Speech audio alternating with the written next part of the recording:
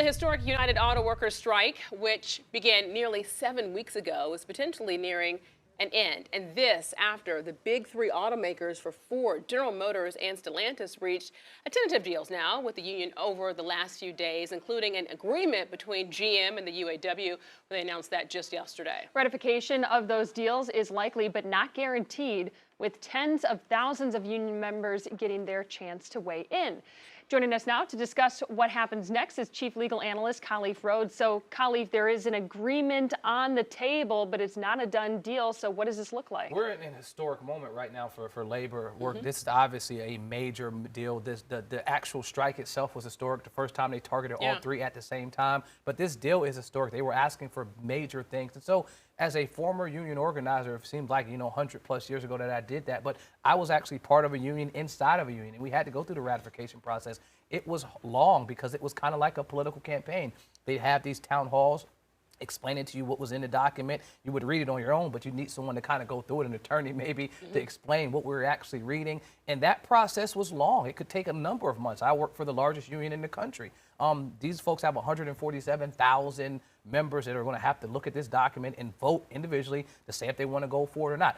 Additionally, the second thing is hopefully, and this is what UAW is believing, that the non-labor, non-organized locations will want to try to come within their fold to say, look, if they can get a deal like that, we can also get a deal. So it's political on the inside and on the outside. All right, it's political, but it also comes down to money. And so this strike went on for nearly 7 weeks, a little bit extra than that. But when you look at the workers' lost wages, the employers lost wages, and you come down to the bottom line, billions of dollars we're talking here. Did they get everything they wanted, and was it worth it? Well, I think for sure, if you're on the labor side, they're looking at this as a major win. I mean, they were strategic from the very beginning.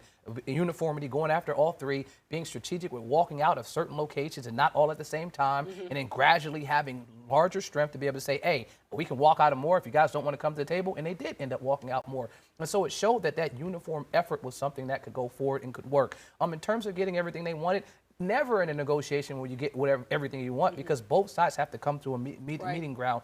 They wanted 40% in raise increase. They got 30%. But I think in terms of the labor, UAW got what their workers wanted.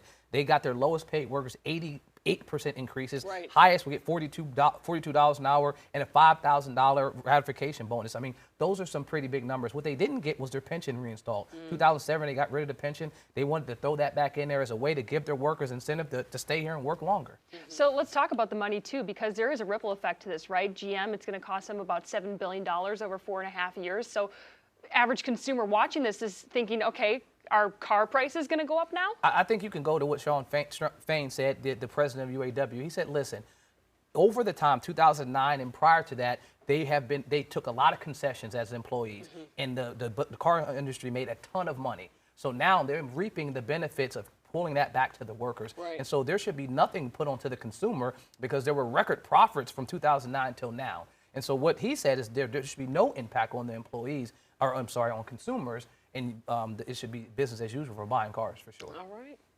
Khalif, thanks so much.